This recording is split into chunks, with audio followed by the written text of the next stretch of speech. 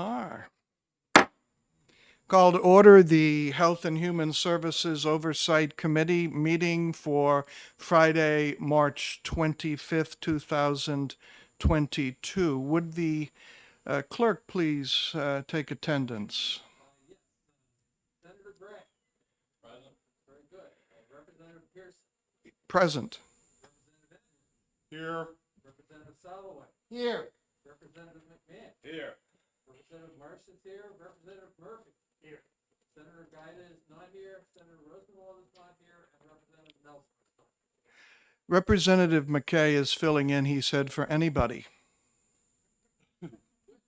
And given his experience, he can do it. So he's our designated hitter for today.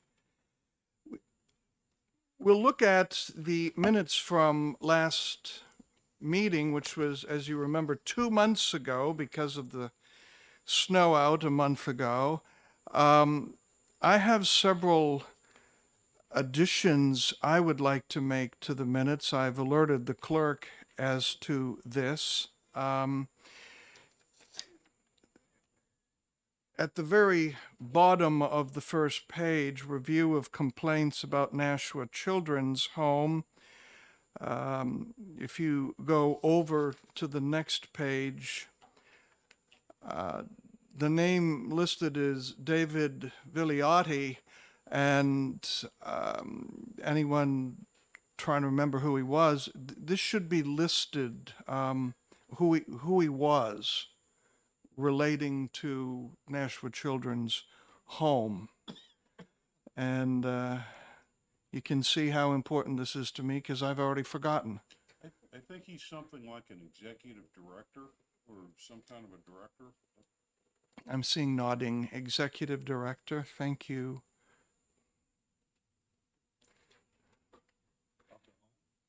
Yes, of that one. Of Nashua Children's Home. He also, it says here, contrasted the report that was presented to us and the credentialing report. And if somebody could supply a sentence as to what he said in terms of the differences. He said they were different.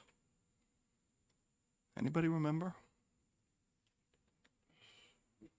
Mr. Chair, I just remember that he took issue with the official report, and he, in general, he thought it was incomplete or may have been an error in some of their interpretation of the facts.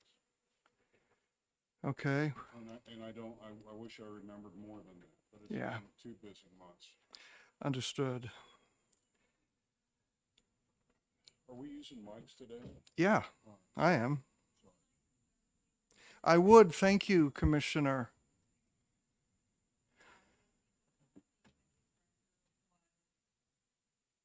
Sorry.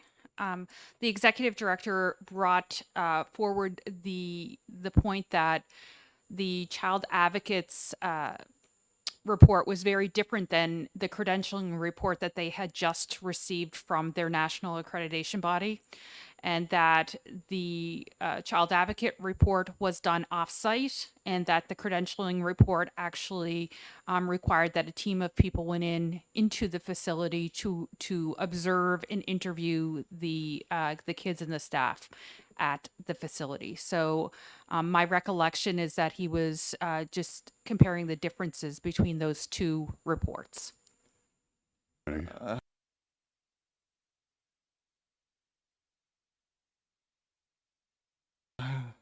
We wouldn't want to have an oversight in a minute.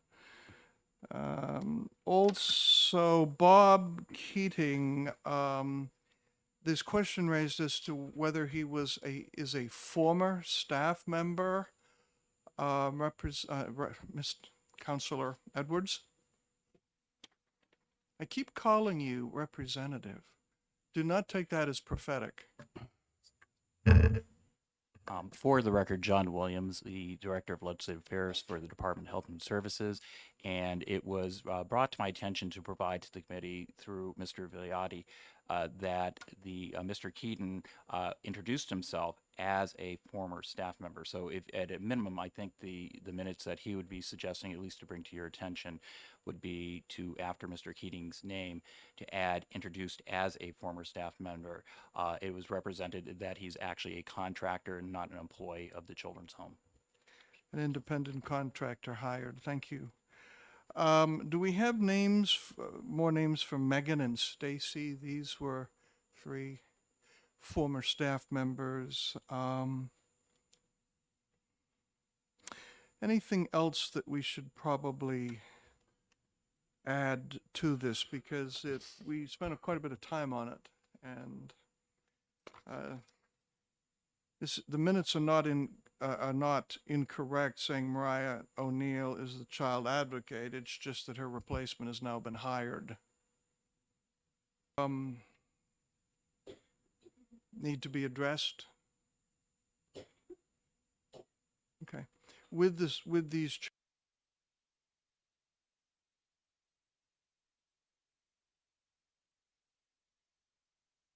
changes made, thank you. Then do we have a motion to accept the minutes with the changes? I move that we accept the minutes as we just discussed changes. Representative Edwards moves, and second. I'll second. Representative Soloway, all in favor? Aye. Opposed? Thank you very much.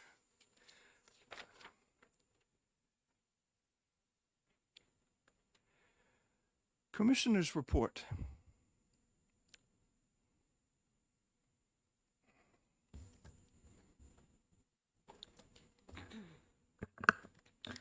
Good morning. Lori Shibanek, Commissioner of Health and Human Services. Due to time constraints, I'm going to defer my commissioner's report to our behavioral health report and have Katja Fox come up and do that report with me unless there are specific questions from the committee that they would like answer about any area of the department. Representative Edwards. Thank you for coming. You and I had a sidebar conversation maybe 6 months ago, and you had made a comment that you were considering conducting an after-action review on the department's handling of the whole COVID crisis, putting on that. Sure. So the after action review is actually being led by the Department of Safety, Homeland Security. Their RFP for that service. There's going to be a third party that's going to do it. That RFP went out last week. That they will award that contract in the coming weeks, and then it will begin. I do believe it will be a long process, probably greater than a year. There were different phases of our response, the first being the PPE and the immediate, and then other phases after that. And so they will go through those phases. There's a lot of requirements for in-person interviews for Unified Command and the leadership team. Many of those people, Unified Command, the 3 people that were in Unified Command, 2 of the 3, me being the third, the other 2 have retired and are no longer working in those areas. So they will have to go out and find those people and do those interviews. Thank you. Any further questions now before we hear the report? Yes, Senator. Thank you. Good morning, Commissioner. Good morning. Are there places in the state and where that people can still get free PCR tests? Yes. The pharmacies being a big one, your PCP office, but the pharmacies being the big one that's still doing a lot of testing. So either it is covered through your health insurance or it's covered through HRSA. Follow up? So, but if it were covered through your health insurance, it probably wouldn't be free, right? You'd have a copay. There's no copay for it. Okay, and that's true if you went to your physician as well, you wouldn't have to pay. then It the depends copay? on if you're just going for the test itself or if you're going for an appointment. So if you go for an appointment because you have a respiratory illness and the physician does a test and an evaluation, then you're going to get a copay for that visit. Okay. Many hospitals have just drive-through clinics, and if you call your PCP office and ask for a COVID test, you may be referred to the drive-through clinic. In that case, you will not have a copay for that service. And the pharmacies, that's true as well. Yes. Thank you. Yep. Anyone else? Representative Soloway. Thank you, Mr. Chairman. Commissioner, nice to see you again. I just want to point out for the committee that at our last meeting in January, you presaged what the head of the CDC, Dr. Walensky, told us last week, which is that the data system that we're getting out of CDC is not very useful. You were quite accurate in that regard. Do we have anything in place to deal with a potential surge in the BA2 variant? I believe we're looking at about 10% prevalence here in New Hampshire currently, and seasonal influenza. Yes, so we do have funds set aside for the fall, specifically October through March. We expect that we're going to see a surge in COVID during normal influenza or normal respiratory illness season. So we do have our money set aside to be able to stand up services again if needed. The game changer is the antiviral that's on the market right now, and they're readily available at pharmacies across the state. So the hope is that even if the BA2 variant increases the amount of cases in New Hampshire, we're going to have a very early treatment that you can take at home without needing to engage the healthcare system, with the exception of your PCP. But yes, we do have the funding and the plan available to stand up a vaccine clinic if needed. But our hope is that the healthcare system will take care of children ages 6 months through 4 years. And if there is an additional booster that comes this fall, that will be, as far as we know right now, only for the elderly and immunocompromised. That will also be handled by the healthcare system. If something happens that the surge is larger than we expect, we always have the ability to stand up state testing, state vaccine, National Guard assistance, things like that. Thank you so much, Commissioner. Anyone else? Yes, Representative Edwards. So I was really glad to hear that we're working on the Veterans Campus near Franklin. And ultimately, who in the executive department, I mean, other than the governor, who is accountable for developing the plan and executing the plan for that campus? Is it the TAG? Is it DHHS? Is it who's ultimately responsible? It's not DHHS. It's the tag. My team tells me. Just so this is just a comment. I don't know if long term that's the right organizational structure. I don't know what the right organizational structure is, but I hope there's further discussion on that. Are you prepared to give reasons why you think others might be the better choice? Thank you, Mr. Chair. Just in general, the array of services that are going to be provided through there, to include addressing homelessness, addressing some kind of retreat environment, I assume primarily for PTSD folks. There's probably, ultimately going to be some vocational training in there. It's such a wide array of services that I wonder aloud if the TAG, who's responsible for keeping our National Guard deployable for war, should be spending so much time focused on kind of a caregiving set of responsibilities. The department routinely collaborates with Veterans Affairs and TAG on any type of mental health, healthcare, homelessness. We have programs throughout the department where there is a collaboration. So I'm not concerned at all that even if the TAG is leading the project, that we will be involved either through MOU or through service provider through our contracts, but they are leading the project. But you're right, with all of the healthcare needs of the people that are involved, I do expect DHHS or our service providers to be involved. Thank you. My question is to see if there is at this point an update, which there may not be, but anything further to report on payment in lieu of taxes for Hampstead Hospital.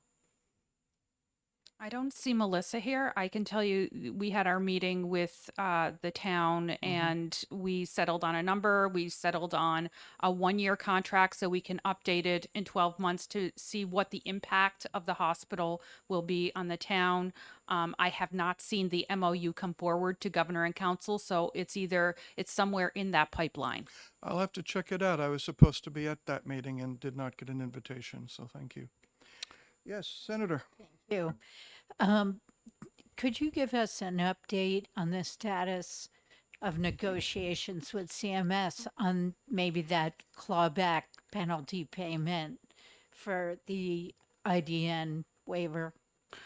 We had not we, Henry Lippman, our Medicaid director, had a meeting with CMS leadership approximately 2 or 3 weeks ago.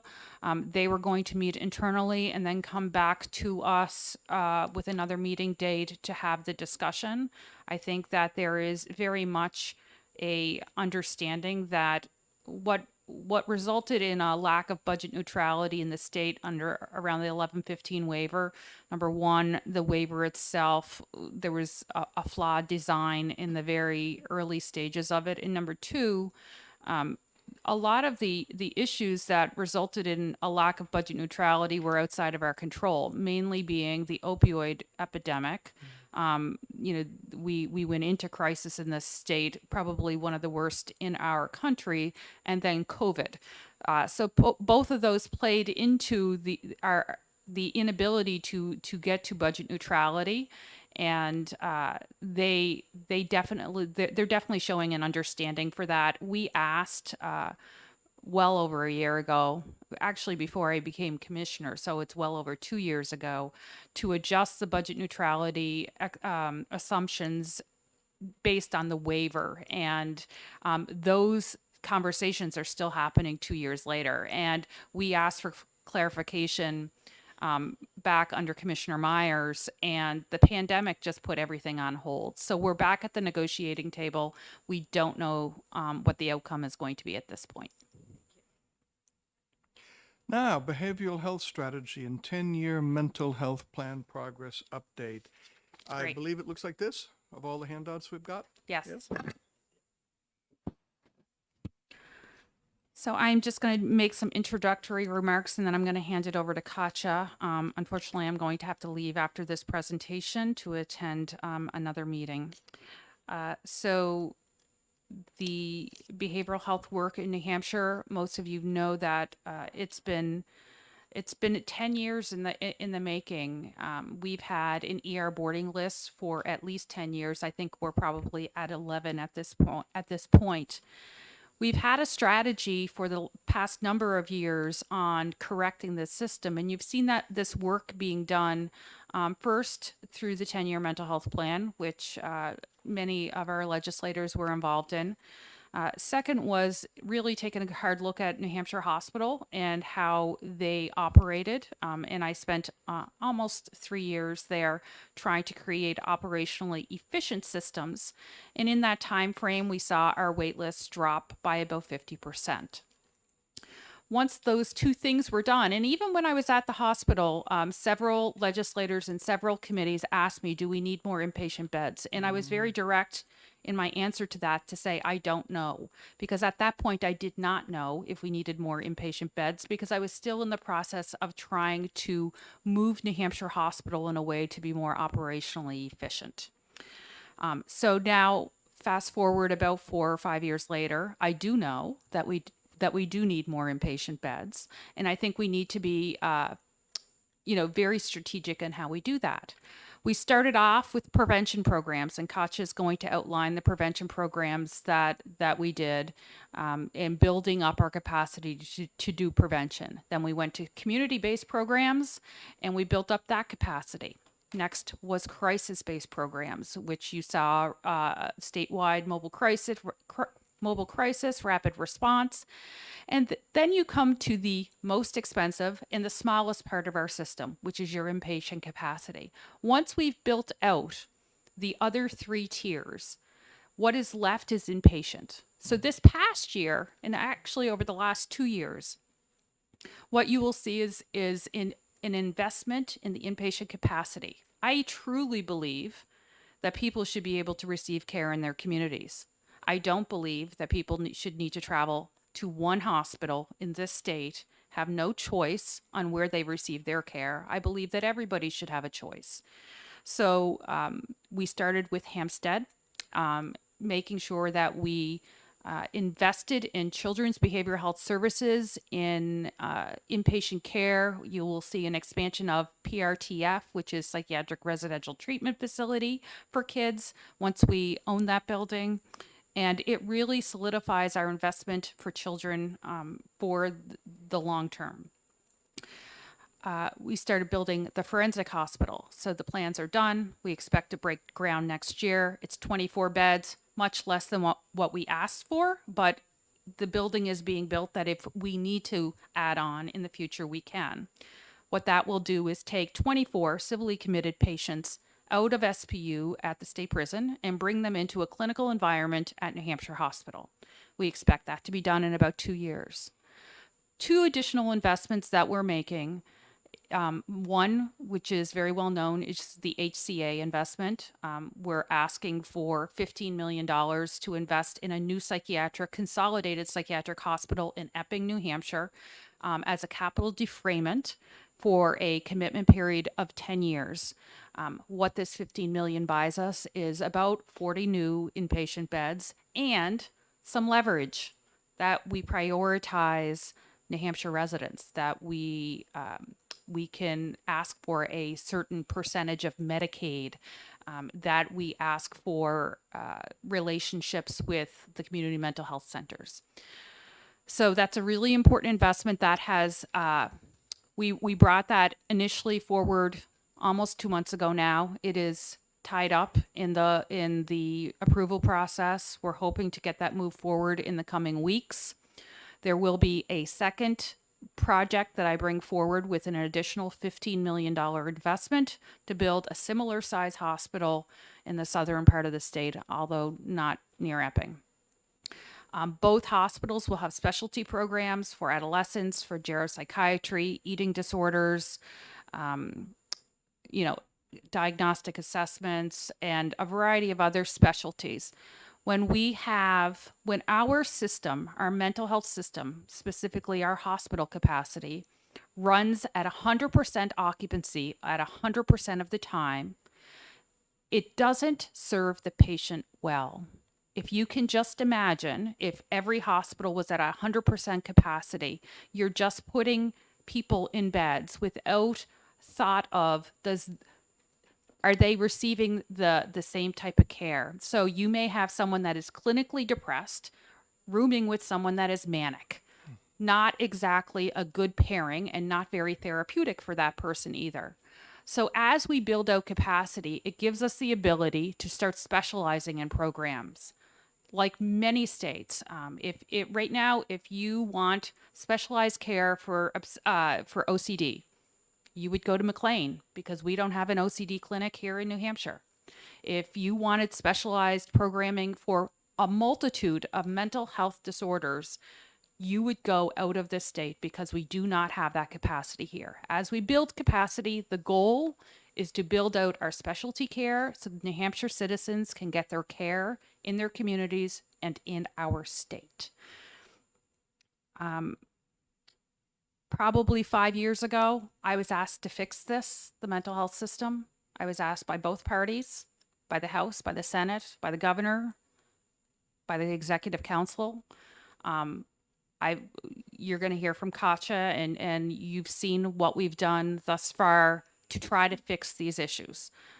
This is what I believe is going to fix. It's been very strategic on what we built out first, but it is now time to build out the inpatient setting.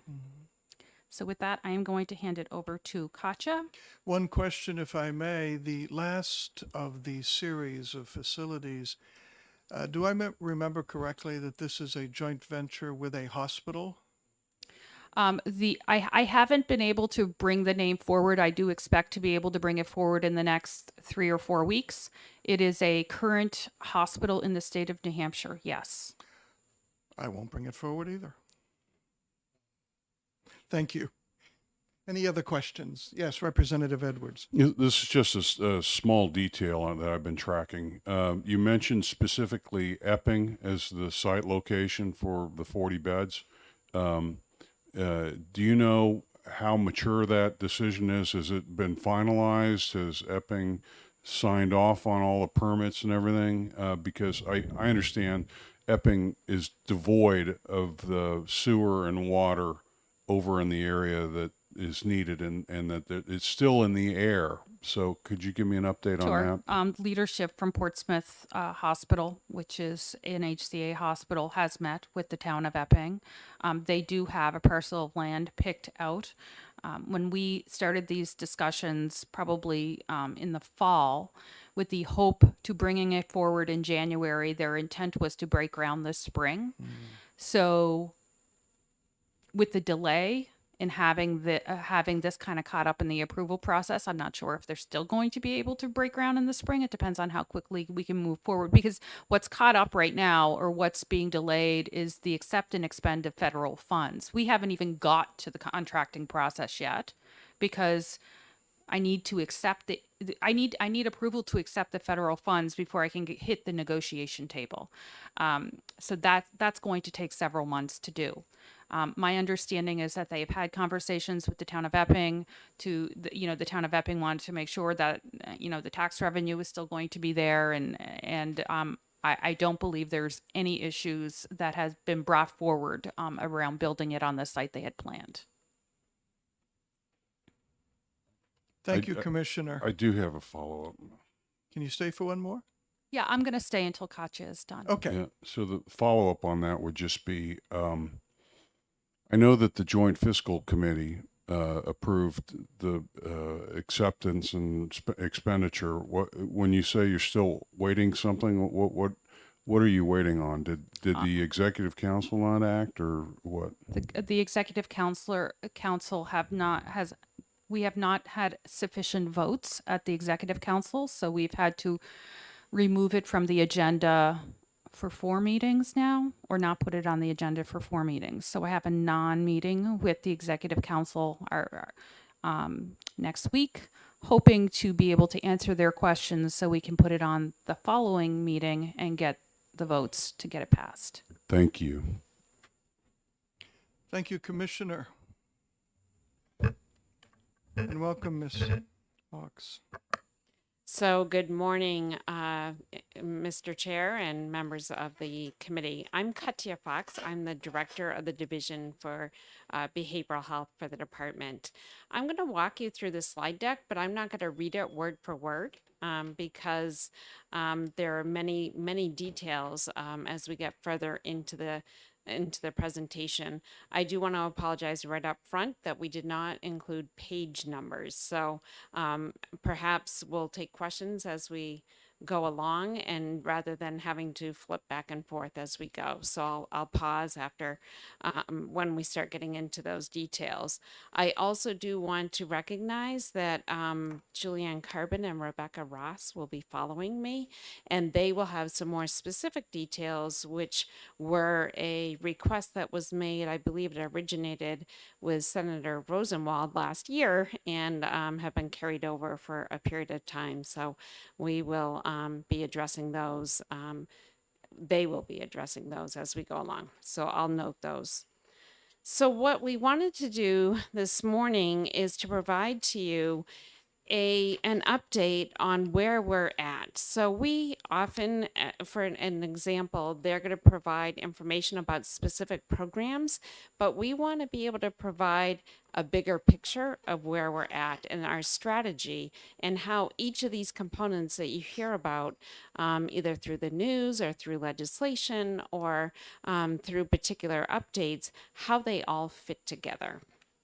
So one commitment that was made as part of the 10-year plan is that we would not have it just be a plan that sits on the shelf, that it's a living, breathing document, and that we will continue to update it and to continue to get as much information and be as relevant as possible given the times. When we say 10 years, it doesn't... in some ways, it doesn't seem like it's very long, and that the plan that was put forth will be relevant 10 years later. But as we know from our experience over the last couple of years, things change. So some of the first couple of pages have to do with some of the statistics. They're always a good reminder to have before us so that we know the people that we're serving and how many of our community members are impacted by the behavioral health challenges. So, and we have all the sources cited. So if you have questions about that, we can provide those. So we talk about the adult population, 1 in 4. We talk about children with depression yet aren't receiving treatment. We talk about children and youth involved with the child welfare system and what we're finding with that particular population and how many of them have these mental health disorders and challenges and what led them there. So, you know, that's a lot of the work that our partners at the Division for Children, Youth, and Families, Joe Ripsum and I work on together. Yes, Representative Edwards. Thank you, and thank you, Ms. Fox. On the page where it says 47% of New Hampshire children with depression are not receiving treatment, what is a reasonable, attainable goal for what that percentage ought to be? And do you have statistics pre-pandemic, 2017-18, that would indicate, you know, what the pandemic has done to set us back? So I will take your last question first and say that we can provide that to you and give that comparison. Of course, my response is going to be 100% are receiving treatment. But to be realistic, we would want to see this number cut in half. Thank you, because we need to budget for reasonable goals and not for perfection. You mean for idealistic, like Yeah. I just stated? I'm glad Yeah. you're an idealist, though, but I'm a cynic. Sorry. All right. This slide that shows the adverse impacts, we have included this. This is something that SAMHSA has developed, and it really shows the stages that happen when there has been an event. What we have found is that when we first started seeing this slide in 2020, that it assumed that there was a disaster and that there was a hurricane, that there was a tornado, that there was a flood, or something to that effect. What we didn't anticipate when this first was put forth in those publications was that we would have a duration of the time period that we've had with the pandemic. And so you could go along this line and see where we're at and say, okay, we're right here. And then we could be thrown right back. And we saw that with the variants and the waves that we've experienced. So optimistic again, reconstruction, that's where we are. And that's what we're working with as we go through this 10-year plan and the efforts that we're taking with our behavioral health systems. The drivers of transformation, there have been many. They evolve. And so, of course, there's the recognition. We had the recognition well before the pandemic with the creation of the 10-year plan. and the Children's System of Care, the statute that addresses children's needs. We've had a window of opportunity. We have Medicaid. Everyone thinks of Medicaid as just paying the doctor's bills and covering routine services. Medicaid has evolved so that it's become a driver of change. It's a tool that we're able to use and able to create different types of approaches that are more appropriate for communities and less a medical model. So that really has evolved and changed, and we've been able to use that flexibility and able to stand up some more systems as a result of that and doing things differently. Community-based investments, we'll talk a lot about those, and the commissioner just addressed the institutional care. Vision and values, I'll let you read that. Of course, number one, it needs to be centered and driven by the individuals and their families. And again, I'm going to leave it so that you can read this at a later time and go into more of the details. The next slide, the next page, which has the inverted triangle, is looking at the different levels that we are facing and how we go from lower acuity to higher acuity. And when I look at this at first, I was like, okay, shouldn't prevention and early intervention be at the foundation and be at the bottom? But if you really look at this as a funnel, we look at population health in the top with prevention and early intervention. And then we see, and that's where we serve, we need to invest even more in serving the greatest population across the state. And then we start getting down into the different levels based on the different levels of needs. So community-based services, we're going to talk a lot about that. Again, Julianne and Rebecca will be highlighting a couple of areas. We have crisis response. That is, again, they'll be talking about New Hampshire rapid response, the mobile crisis.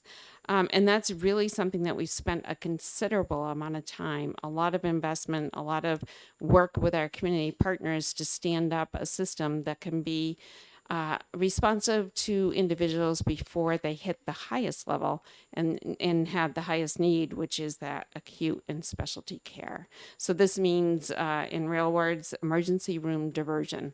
Why would somebody need to go to an emergency room if they could be served in their home or in their community? And we want to be able to have that on the front lines and have people served where, frankly, it makes more sense. So I'll pause. Representative Edwards? So I think you probably hit the slide that says prevention and early intervention. The subtitle under that refers to addressing the social determinants of behavioral health, which just makes me wonder to what extent are the social determinants of behavioral health distinct from social determinants of health? What new things are being brought into this when you say that? They really are the same. There's so many drivers. One area that does come to mind is for behavioral health is the adverse childhood experiences and how those impact, and that's a behavioral health need that needs to be addressed early so that we have that intervention so it doesn't manifest itself in a more complex way moving forward. Thank you. All right. So again, this goes into details here for each one of those components. So prevention and early intervention, one thing that became very clear through the 10-year plan was that we were not doing enough to specifically call out and address suicide prevention. And so there have been a lot of efforts around that. For the very first time, the legislature had funded, actually put funding behind this effort. And we were able to, in the department, hire a suicide prevention coordinator. And that coordinator works very closely with the Suicide Prevention Council in carrying out these efforts. There have been trainings in schools, and then again, the rapid response, which you'll see repeated throughout. We've had the first episode psychosis, again, an early intervention. If you have someone who experiences a crisis, very early on, getting those regional teams in and having them address those needs to prevent further complex needs down the line. And we always have training and consultation, which seems like a luxury, but it's not a luxury. It's an investment that we need to make so that we have as much evidence-based practice going on so that we can achieve the outcomes that we need. Family supports. This has been really critical. This Fast Forward program, which is Families and Systems Together, that is a program that serves over 400 families and continues to grow. It was a very small program when we first started, and it has been so successful in helping families address the needs of their children that it's more investment and more time, but it's the payoff is great. Representative Edwards. So it sounds like we've got 400 families receiving intensive family supports. I'm just, because we've talked about equity earlier in the slide deck, I'm just curious if you know anything about the demographics of those 400 and if those demographics map the standard New Hampshire profile. And if not, what are the distinctions? I do not have that. Oh, thank you. I do not have that information here. It's something that we can provide. We do have a breakdown of demographics on this. Thank you. Looking forward to it. All right. Again, I find myself before this committee, the only times that I've appeared, I'm always looking at my watch saying, wow, I need to speed up, and I don't do that. The person who plans my schedule for me is very thorough in the amount of work given to us, so we like to move along quickly. Okay, great. So again, I'll be available for follow-up questions at any point in time and would be happy to entertain those and come back at a different time. Community-based services, substance use disorders, we haven't talked a lot about the services that we have there. This is the Doorway program. It's recovery supports. We have over a dozen recovery community organizations across the state. We have respite services, and we have overdose prevention. First and foremost, the distribution of naloxone throughout our communities. Housing, Julianne and Rebecca will be talking more about housing, so I think I'll skip through that. Peer support with our workforce shortages that persist.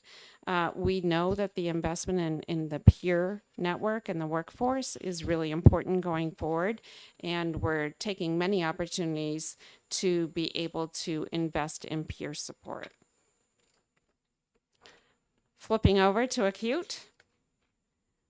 The commissioner has addressed the DRFs, which in case it's not obvious, the hospitals that we're talking about and the new beds that we're talking about will be designated receiving facilities.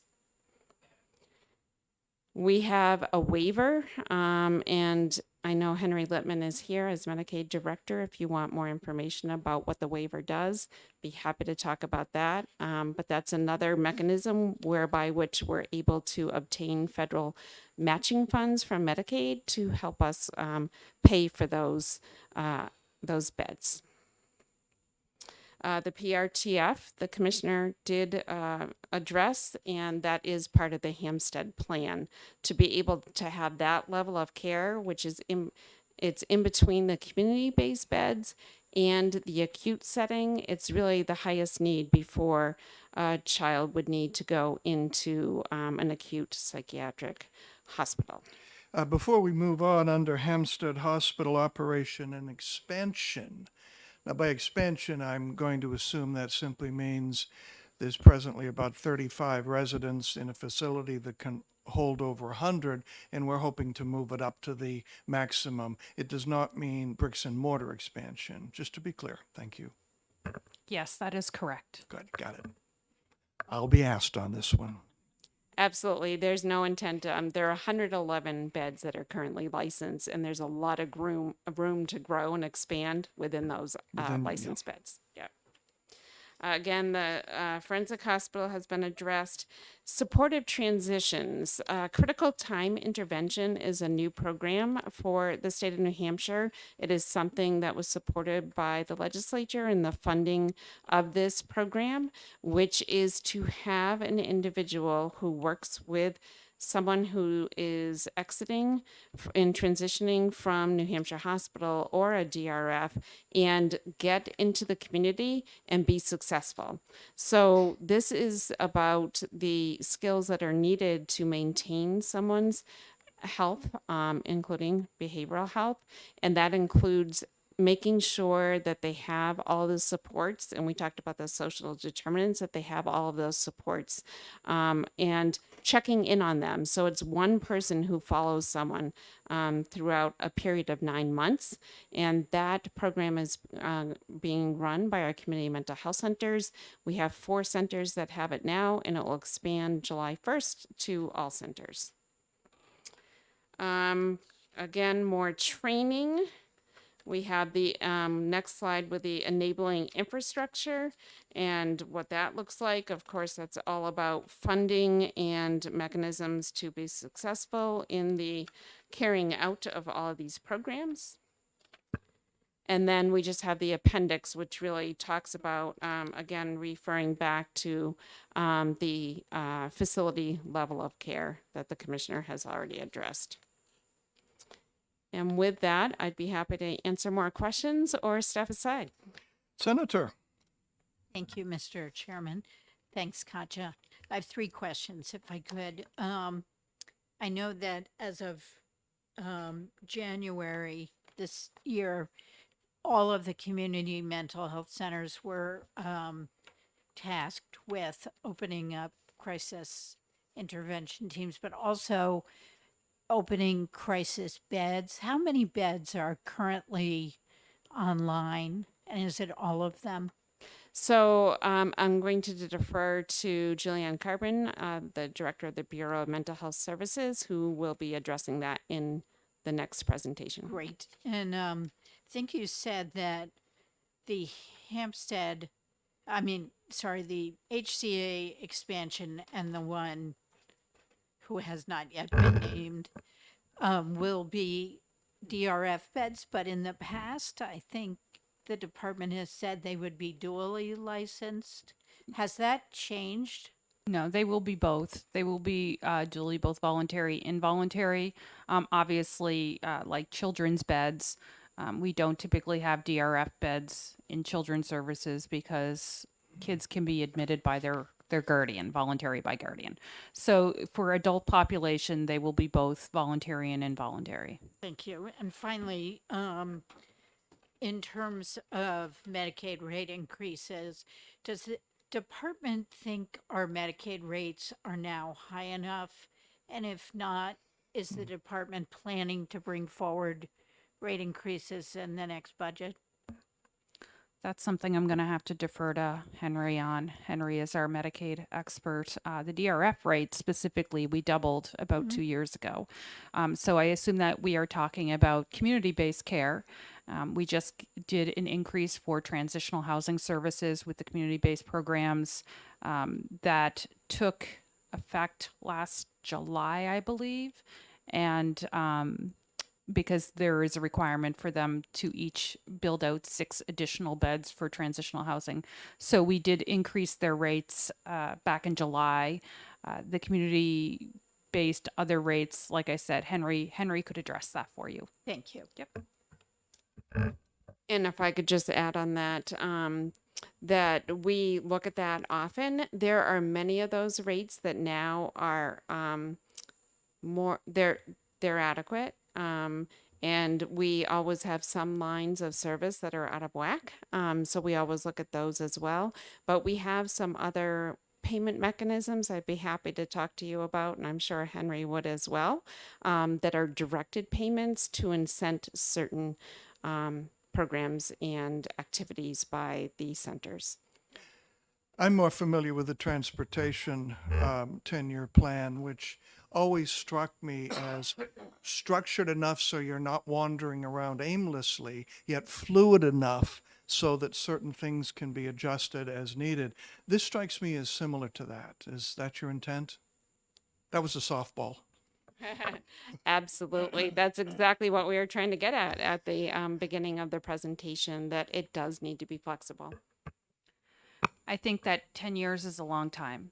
And in healthcare, best practices evolve over that 10-year period. So as much as we lay out our strategy, when something new, like CTI is not in the 10-year mental health plan, but it is an exceptional program that was brought to us. New York State has done it, and it does address the overall concept in the 10-year mental health plan, which is transitions of care, but it's not specifically called out. So it provides us a strategy, but we need that flexibility within that strategy to take advantage of new programs and new ideas in mental health.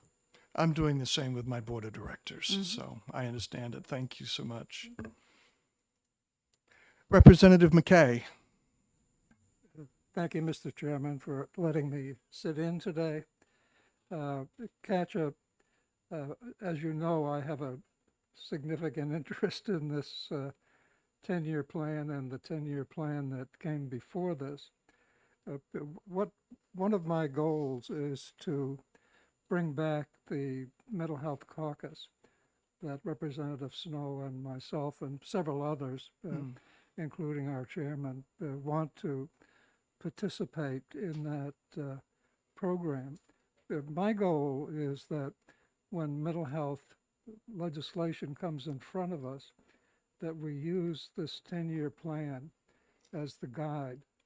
And we have had one legislation, one piece of legislation this year that was rather sensitive, that this plan helped us very much to deal with that legislation around peer support. So this is not a warning that we're bringing that caucus back, but that we certainly seek your participation and the team participation. And we very much appreciate what the commissioner has done, because I remember the days over in the county, so that we are pleased with that as well. So thank you very much for letting me sit here. Representative Nelson. Yes, thank you, Mr. Chairman. Thank you for taking my question. As a novice involved in all of this, have we always had these problems percentage-wise, as in, going back 10, 15 years ago, or is a lot of is it an increase? And if there is an increase, any sense of why?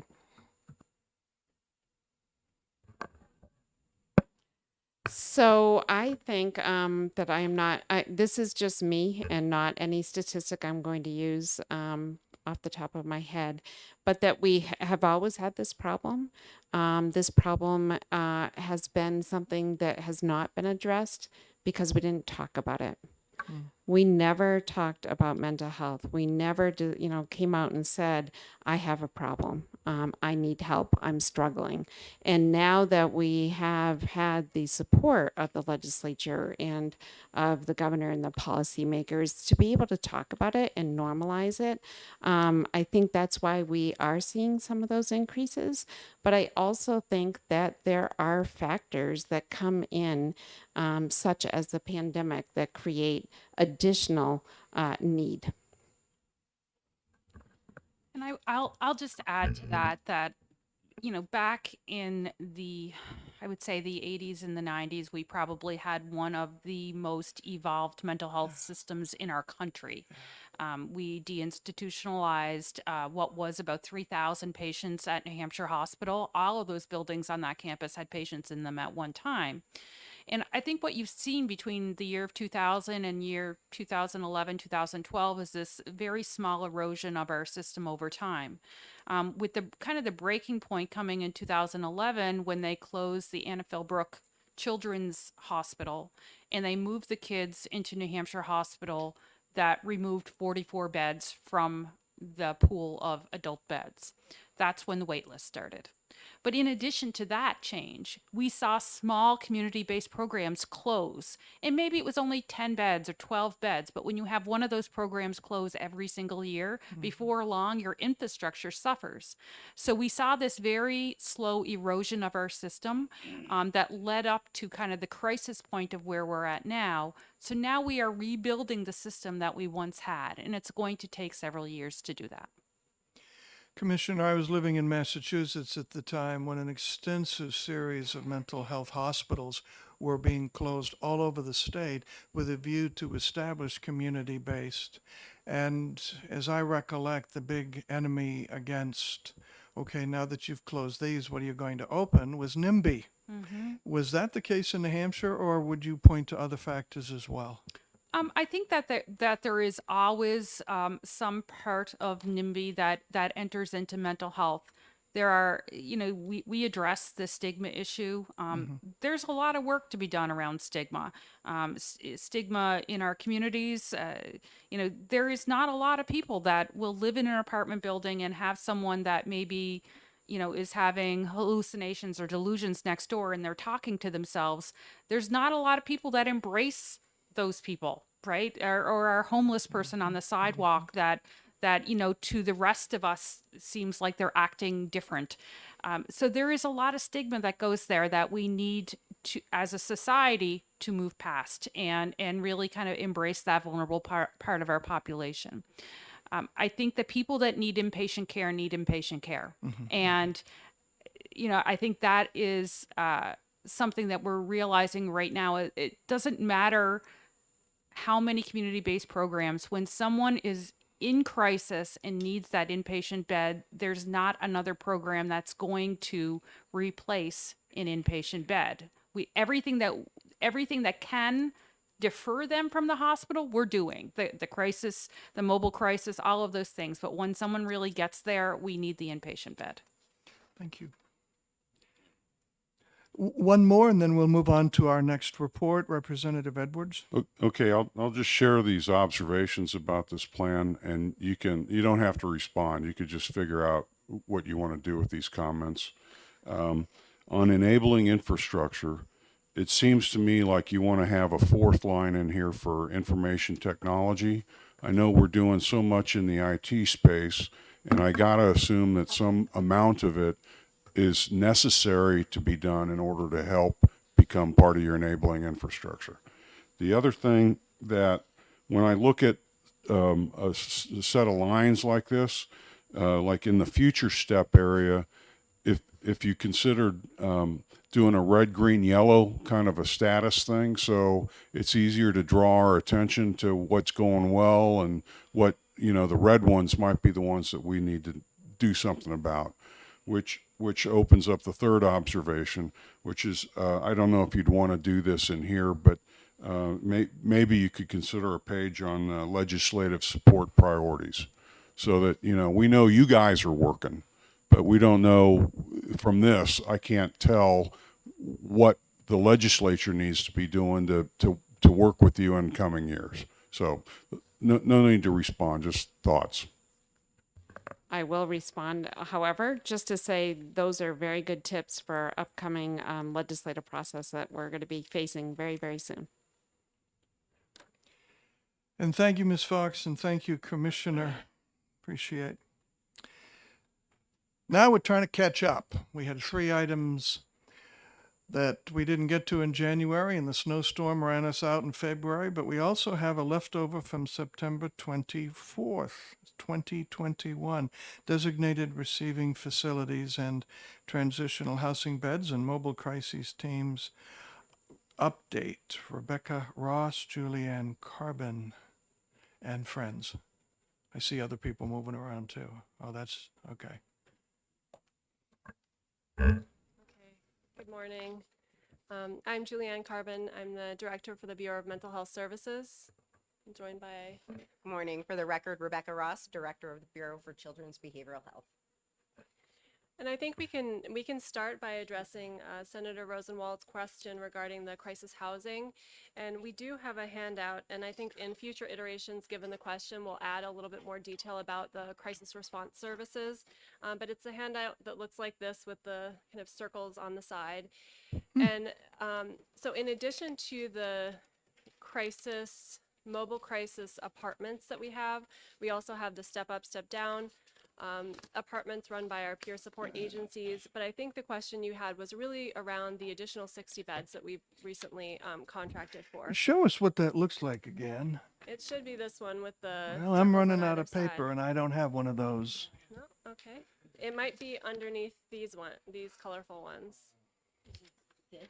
I don't know. Okay. Aha. It's hiding under this. Yes.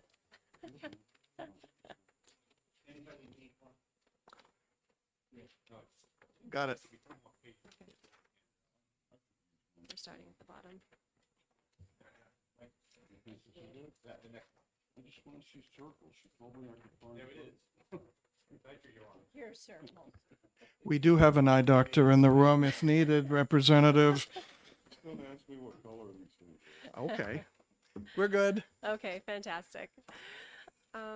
And so, I mean, this creates a summary, but essentially what we have seen is that the housing market is very tight. And so that has created some barriers for our agencies to move forward with purchasing of properties, as well as even getting supplies in. So getting refrigerators, beds, things to actually furnish the apartments with has been causing delays.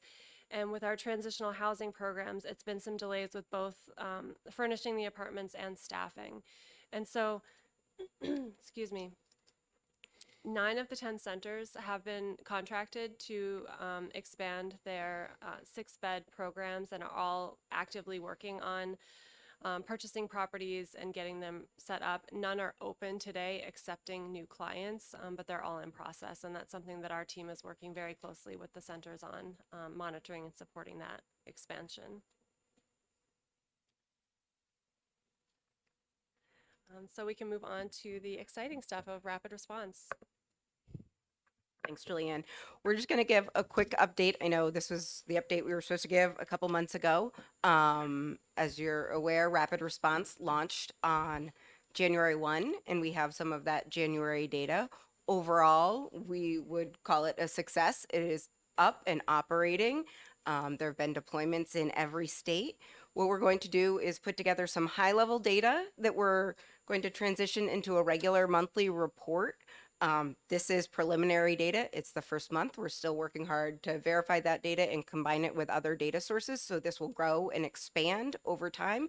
But this is the initial snapshot of what we've seen. And as a reminder, mobile crisis allows individuals in the community to call, text, or chat through a centralized access point. About 75% of those encounters are resolved over the phone through that access point, and about a quarter of them result in deployments. So in January, there were a little over 1,500 contacts with unique individuals. So that was, within the range of what we expected. There's still additional outreach and education with the community. As we're going forward, we anticipate that would grow. But 1,500 contacts in the first 30 days is certainly demonstrating that there is engagement statewide. We have confirmed that there have been deployments in all parts of the state and all regions as well. So we know it is operating across the board. I'm happy to take questions at any time if you want to jump in. Yeah, I know what the word transitional means, but could you give a little bit of narrative as to who is transitioning from what to where? Okay. So for mobile crisis, we are calling it the New Hampshire Rapid Response Access Point, and that is a crisis response that anyone can call in on behalf of themselves or on behalf of another individual. There will be triage and coordination on the phone, and if the individual's services or needs can be met through services on the phone, then they can arrange follow-up care or come up with another plan for that individual. If the individual believes that they need to see someone in person, we have a team that can go out statewide and see them. We're partnering with our community mental health centers. So the access point would transition to deploy a community mental health center. They're all in the process of standing up their teams. Staffing is certainly a challenge for all of them, and particularly in certain regions of the state, but they all have functioning teams. There's also the capacity to be deployed to another region. So if one region is fully deployed or unavailable, the access point will then go to the next available closest region and deploy. So they're coordinating the services statewide for the deployment teams that are operating out of our community mental health centers. Thank you. We saw about 80% of the individuals served were adults, and a little under 20 were youth, so under 18. And that was 290 youth under 18. That's a population that was never served by the 3 prior mobile crisis teams. So we are definitely seeing that that engagement is getting out there. That did also cover all of the regions. So we'll work on increasing that utilization to avoid hospitalization and avoid emergency departments. But that reflects that it is, in fact, up and running across the board. There were, in 30 days, there were over 400 mobile deployments. That means the team's going out. And again, those were statewide, and 120 of those were for youth. So for about a third of the youth that called in, or a little more than a third, the team went out and engaged with the youth. So we will work on the data. We will work on adding trending data and a little bit deeper dive. But overall, for that snapshot for the first month for something brand new statewide, we have had a great experience with our contractor and their collaboration with our community mental health centers to operationalize across the state. Any questions? Representative Edwards. Just a coordination point with you as much as anyone, Mr. Chair. One of the future topics I had requested, and I wouldn't ask for any of it today, but I'd like to, at some point, get a summary of all the mobile mental health team vans. I just want to know, I think we're supposed to end up with 5 of them. I'd be curious to go into the detail on how well we're doing on stacking those things up. So that's in your purview, right? You're tracking the mobile response teams? We have Okay. teams, but were you asking specifically about vehicles? The whole, it's like a bed. You have to have the staff. You have to have everything around it. So when I think about these 5 mobile response vans, I think of all the capability that needs to be associated with it to make it productive. And so I'd like, in a future HHS, if we, Oversight, do a deep dive on where we are with standing up those vans and how productive they each are being, not in the aggregate. Okay, I think Julianne is going to give We, some we, additional. we can talk offline. I'm afraid I'm just burning too much time. All right, we do have some additional information about teams for you today. The other visual that looks like this, that's color coded, gives again a visual snapshot of where we're at with staffing up our teams by region. And so I think tying some of the data to that is what we will look at in future months. But this gives you again just an overview of the staffing. And as you can see, third shift is where we have the most significant amount of staffing challenges. And so as we mentioned last time, we are looking at this as a statewide response system. So if someone calls, texts, or chats and needs a mobile response, and we don't have one available, we will be trying to deploy support via telehealth and using any region that has a clinician available. And then the last resort would be referring someone to an emergency department, but we have other options like next day appointments and things like that. Thank you for your report. Thank you. Thank you. Next on our agenda is a follow-up to House Bill 1290, and Representative Rogers, who is the sponsor of it, is here with us today. This is a bill that came to my Health and Human Services and Elderly Affairs Committee, and we thought that the best vehicle to establish a task force was not through the descriptors, the lines in the bill, but in something that would better come under this oversight committee. That was our unanimous conclusion. I had asked Representative Soloway to take it and run with it. He was most articulate in the committee when we looked at this, and I asked him to develop something and present it to us today. So Representative Soloway. Thank you very much, Mr. Chairman. I'm delighted to have Representative Rogers here with us today. The bill that she drafted that came before Health and Human Services was articulate. It had a remarkably good blueprint for how a task force might proceed. I had one major objection to that bill, and that was that it called for a final report due November of 2024. It was my own sense and the sense of the committee that such a report on an emerging technology for biomarker testing, for precision medicine,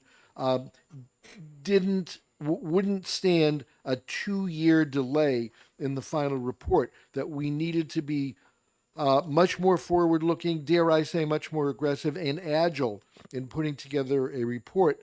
And therefore, I moved interim study on that bill with direction to the chairman of Health and Human Services Oversight, of course, Chairman Pearson, that it be remanded to this oversight committee for much more immediate action.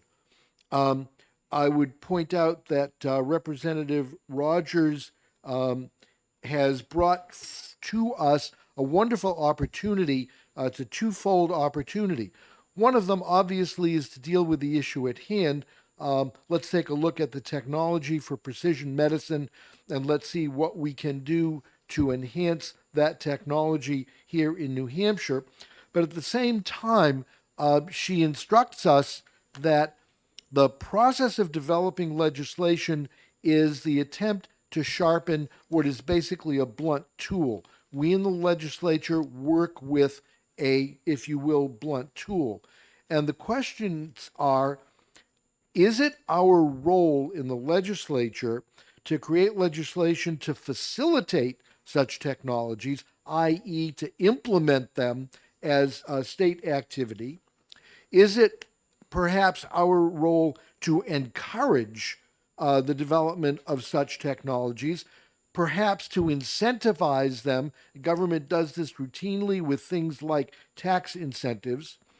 Is it our role to publicize, to emerge as loudspeakers on the bully pulpit, to get our colleagues in the professional organizations, to get the word out to practitioners and to the public that these technologies exist and can be and should be utilized?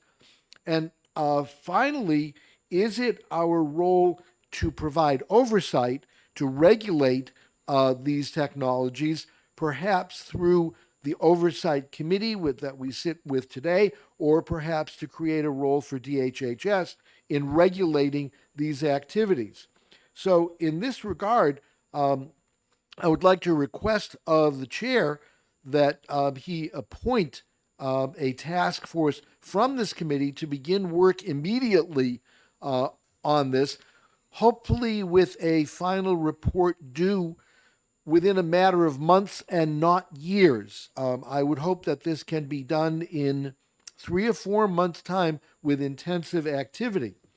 I would add parenthetically, just for my own purposes, that for those of you who are interested, the cost of this emerging technology right now is quite extraordinary. Representative Rogers has a GoFundMe site. For those of you who are interested, please access that GoFundMe site and decide if you wish to participate there as well. But Mr. Chairman, I would respectfully request that you consider the appointment of a task force to deal with the issues of biomarkers, precision medicine, genetic testing, and all the technologies that are associated. Thank you, Representative. Might I try to massage that a little bit and suggest a task force of just a few of us to work with you as really the prime mover on this, then to delineate what a future task force subgroup of this committee would be, with whom we would like to attract to be part of our work from even around the country. In other words, a step before the step. And I should think that if there were 3 or 4 of us, we could bat this off in an afternoon and come up with a plan of what a subgroup, like we did with Representative Rice, might look like. Look at the kinds of people that you've already initially bounced thoughts off and go from there. How would that sound? As always, Mr. Chairman, you have a wonderful sense of organization, and I'm all for it, and we'll be glad to work on that. In that case, do we have a couple of other people who would like to spend that afternoon to flesh out what the later, bigger, and I hope ongoing subcommittee of this group would be like? I would like to say yes. I just need to give you a heads up. I'm not in the state the first 2 weeks of April. Okay. Do I see nodding? I would like to participate in this meeting as well. We have Soloway, Edwards, Marsh, Pearson. Is there 1 or 2 others? As I say, I really see this as an afternoon's work to come back with a 2 or 3 page paper to us as to what this subcommittee then going forward would look like. Anybody want to play? Representative McKay. You used to chair this group, didn't you? Well, you get alumnus status on this, so absolutely. All right. Any further? Mr. Chairman, may I respectfully request that we ask Councilor Williams to sit with us as ex officio? Sure. You may request that. Would you do that? Thank you. He didn't say aye, but he stood. Good, thank you. Anything further on this? Good. Representative Soloway, if you could figure out how to pull us all together at a time when we can all be there, do it at your place. You provide drinks and snacks. Thank you. Next on our agenda, Senate Bill 118 of 2019, Child Fatality Review Committee Annual Report, Patricia Tilley, Director of the Division of Public Health Services, DHHS. Good morning, Chair. Good morning, Committee. Thank you for having us here today. As many of you know, Dr. Sai Charala has transitioned to a wonderful new position in a state south of us right now. So you have, I know it's sad, so you get the JV team today, which is me giving this report. So thank you all. In the interest of time, I'm going to shorten it up, but I'm always happy to entertain questions as we move along. For more than 20 years, the work and the data of the Child Fatality Review Committee has helped policies and practices that we now take for granted, including policies about car seats for kids, how we train child care providers and healthcare providers to put infants to sleep, and seatbelt laws for children and adolescents. And by the way, you all have a copy of the report right here in front of you. There's also extras over on the side.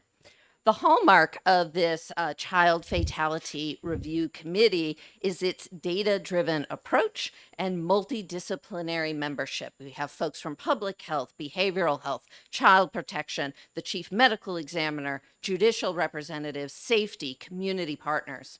This group selects cases from the previous year to review, to guide recommendations for system changes to improve services and supports for infants, children, and youth. The good news of this 2021 report is that New Hampshire's child mortality rate continues to be well below the national average. The report provides detailed information about state-level trends that we garner from the death certificate data among children and youth ages 0 to 21, all of whom are residents of the state of New Hampshire. The data spans from 2016 to 2020. Deaths due to natural causes, an underlying medical condition, comprised about 56% of the total deaths in 2020 for children birth through age 21. And about 43% of those deaths were from injuries. The highest number of deaths occur among our infants, those less than 1 year old. That's about 35% of the total. And 87% of those deaths among infants were from natural causes, often causes from perinatal conditions. The next highest death rate was among those between 19 and 21. So again, you see the very youngest amongst us and then the older age group at the end of the spectrum. And most of those deaths among the 19 to 21-year-olds were not from natural causes, but from injuries, both intentional and unintentional. Suicide is the leading cause of intentional injury in children ages 1 to 21. And the incidence of suicide deaths is the highest among youth 19 to 21 years old. A little outside of the scope of the Child Fatality Review Committee, but I think it's still important to mention, is that self-harm and suicide ideation, talking about it, thinking about it, writing about it, among youth increased during the pandemic.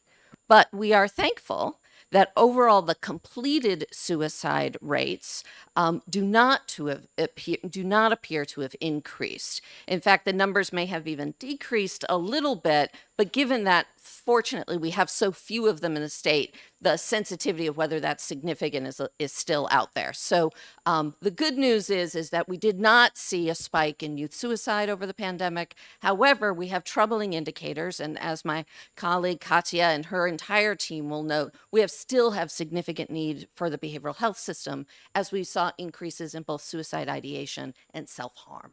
So, but back to this group.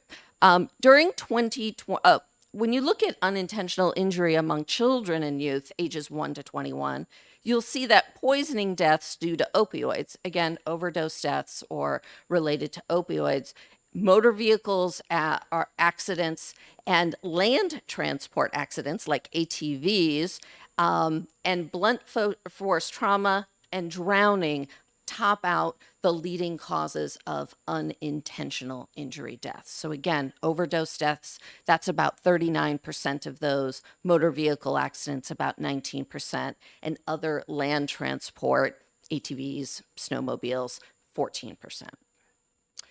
During 2021, the committee held 6 review meetings, reviewed 8 cases, which included 4 drug-related fatalities and 4 motor vehicle accidents.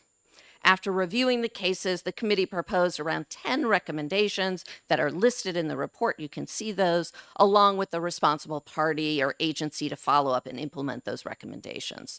The recommendations reflect the public health impact in improving the lives of children and the impact of improving the efficacy and efficiency of the agencies identified under those recommendations. Some of the highlights include guidance for parents and young drivers about winter driving and maintenance, increased use of driving simulators for young drivers, to renew and refresh campaigns and public education focused on adolescents around seatbelt use, impaired driving, what to do when you're a passenger in the car and you're uncomfortable with who's driving and their state to be driving, tools for adolescents to be able to navigate those really tricky situations that I think all of us can recall from back in our younger days. There are also recommendations for systems and policy change, including improving the completeness of records around child fatalities from crashes, including identifying requirements for crash reconstruction when youth fatalities are involved. Other recommendations around exploring the pros and cons of additional restrictions related to graduated driver's licenses for young adults. Some of the recommendations also focus on upstream approaches to reduce and prevent adverse childhood experiences. You just heard Katya Fox talk about the importance of addressing those adverse childhood experiences, or ACEs, early in a family's lives so that we can prevent some of the worst outcomes of behavioral health problems. We know that that ACEs in early childhood may lead to increased risk-taking behaviors and increase the chance for children and youth to again experience substance use and other behavioral health conditions. Recommendations in the report include improving referral systems for home visiting programs and other wraparound services, broad training about the impact of ACEs for education, for our partners in the schools, for childcare providers, and improving communication between schools, healthcare providers, and behavioral health providers. In the report, you can also take a look at updates on recommendations from the previous year and where we've made progress. Additionally, 2 subcommittees of the Child Fatality Review Committee were approved this year, one on sudden death in the young and one on sudden unexpected infant death. Some of you may remember that as SIDS. In 2021, the sudden unexpected infant death program made some significant progress with safe sleep work groups, developing campaigns for community awareness.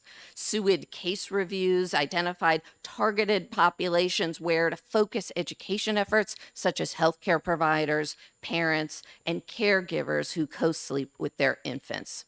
One strategy that the Safe Sleep Work Group developed was to hold 4 town hall style Zoom meetings in 2022 to really start bringing all of those stakeholders and those community members together to talk about safe sleep practices.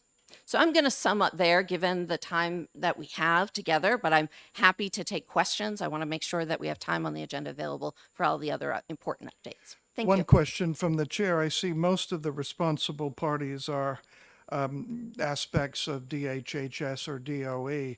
Is there anything in there that I may have missed where you would want to come to a few of us as legislators to craft something as a LSR over the summer? Thank you very much for that question. And that's a great idea. I think the group right now doesn't have a particular policy in mind, a piece of legislation that they think will make a difference, but we'll certainly share that with the group as they come together to do that work. Thank you. Any other questions? Representative Edwards. This is a definitional one. On page 8, you talk about certain conditions originating in the perinatal period. And my understanding is the word perinatal is not consistently defined. Sometimes it's 7 days after birth. Sometimes it's 28 days. How do you define, or how does the department in this report define the perinatal period? Thanks for that question. Since this comes straight from the death certificate information, I'll have to go back and get the exact definition for you. But you're correct. It usually has some expansive number after birth. So I'll follow up with you. Follow up? And then you've got 3 great contact lists of who the members are. Yes. It would be nice if you could consider including a point of contact method, if they are okay with email or phone calls, just in case somebody wanted to reach out. I will let them know. Thank you. All right, thanks. Representative Marsh. Yes, thank you. This is a follow-up to Representative Pearson's question. Has the funding for genetic testing for sewage cases been adequately addressed, or do we need further legislation for that?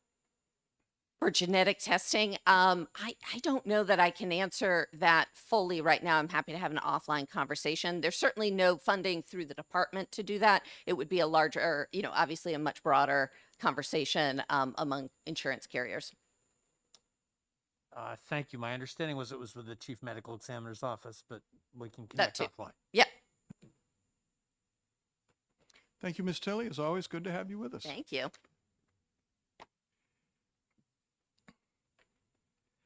Now we move on to RSA 12811, House Bill 79, Laws of 2021, New Hampshire Health Officers Association Annual Report. Mr. Wayne Whitford. And Mr. Matthew Cahillane. And someone else. Good morning, Chairman Pearson. My name is Sophia Johnson, and I am a health officer specialist at the Department of Health and Human Services. Thank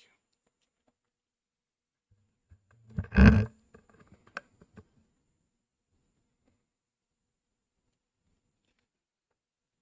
You may begin when ready. Thank you. Good morning, Chairman Pearson, members of the committee. My name is Wayne Whitford. I'm president of the New Hampshire Health Officers Association.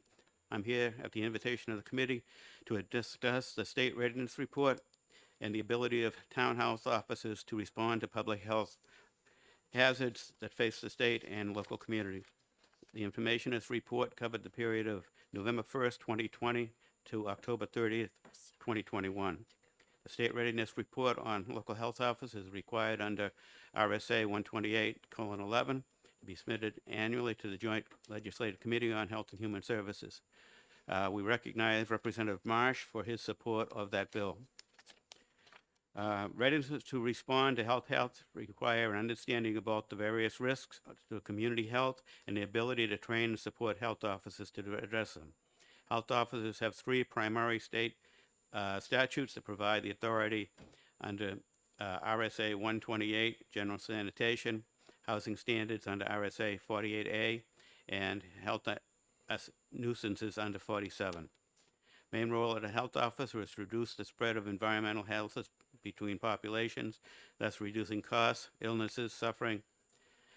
Health officers focus on sanitary hazards in air, water, waste, housing, and related nuisances. The state of New Hampshire has over 306 health officers and deputy health officers.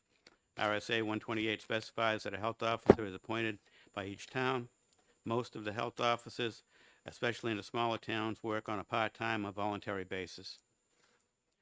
Some of the health officers participated in 13 regional health networks throughout the state, helping with emergency preparedness and the response to health threats. Through the bill, a training course for health officers is required and is currently under development. The Department of Health and Human Services is currently working with a vendor to create an online learning system so health officers can attend virtually from anywhere in the state. The HHS will schedule the training once the training platform is completed. Expected training to start in May or June of 2022. New Hampshire Health Officers Association also conducts full-day training workshops for health officers in the spring and fall of each year. An example of this training was in the spring of last year. Dr. Benjamin Chan presented on the COVID-19 at that workshop. Additional semi-annual workshops for Health Officers Association provided support to the local health officers throughout the year. The officers, the New Hampshire Health Officers Association are Wayne Whitford, President, Brian Lockhart, Vice President, Denise Horwick, Secretary, and Denise DeBoll, Treasurer. Public health threats facing health officers, communicable diseases. The pandemic has demonstrated the importance of the role of health officers to assess and improve conditions and reduce the spread of germs via surface, food, and water and indoor air between people. Prior to the pandemic, there was limited collaboration between the state and local health officers in managing the transmission of droplet-borne diseases like COVID and influenza. NHOAA recommends that the DHHS work on improving communication, training, and support for the health officers in the cities and towns. Another issue is hoarding of possessions. Sanitary problem from hoarding of materials and animals is growing in the state, and we recommend that this committee take a study of hoarding and determine the extent and the impacts of local health officials to respond to these challenging situations. Rental health is another issue. The residents in housing units result from the inability of a landlord to maintain the property from any other tenants who may keep a unit in unsanitary conditions. Health officers are often limited by training, testing, skill, and equipment to resolve these health hazards and disputes. The association recommends the committee review current laws, including RSA 48A, to determine if adequate support to health officers and their ability to assess and resolve the rental housing units. Workforce training. In the past, health officers were frequently appointed to their jobs by a municipality with no public training or background experience. This changed with RSA 128:11. It specified minimum training for health officers and established a vehicle for new health officer training as well as continuing education. Let me interrupt you there. Certainly, Jim. If they are not required to have such training, although that is being addressed, should they not be required to have in their, I'm going to date myself, Rolodex, the names of people in the immediate area who are? So if a local health officer sees a problem, knows it's a problem, doesn't have the training to get in, investigate it more fully, there's somebody immediately that they can go to who will come in and do what's necessary. Yes, Mr. Chairman. We have a list of health officers throughout the area, many who have years of experience. There's a mentoring program which we can call on to assist a health officer who may need training in a particular subject, and of course DHHS is there to support them. Let me give you a follow-up. Is there a mechanism whereby if a health officer realizes he or she is in over his or her head and doesn't ask for help, but just moves on, is there a mechanism to say, sorry, you can't do that? At this point, there's no mechanism in place. Thank you. That really concludes my presentation. Thank you for your time and attention to the important readiness of public health. And we also have our members of DHHS here to address. Thank you.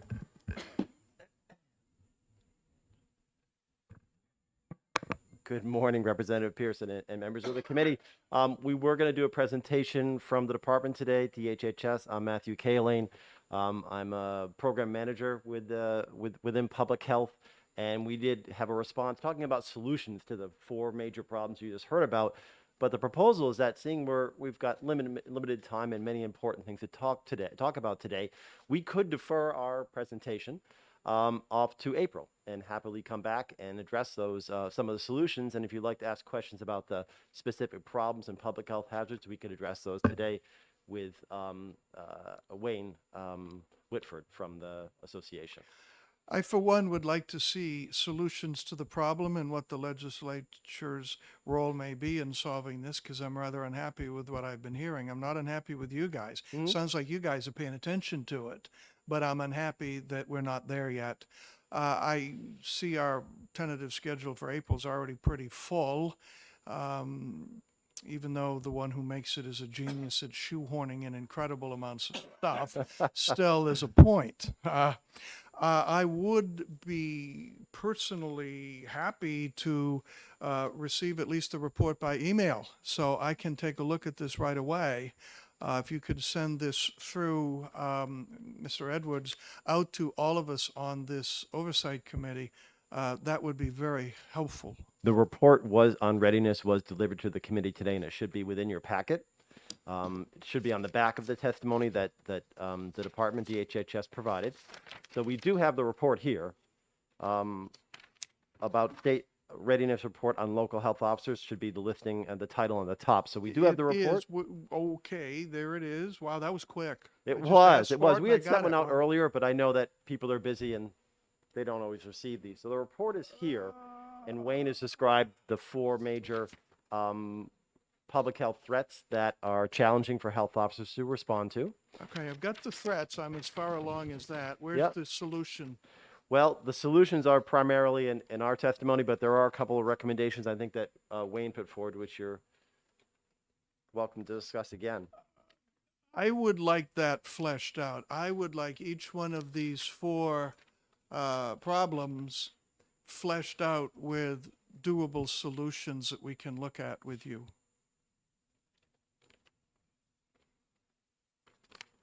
So I would suggest come up with that report and send that to us. I don't know when we can talk to you face to face, but at least send us answers to the 4 questions.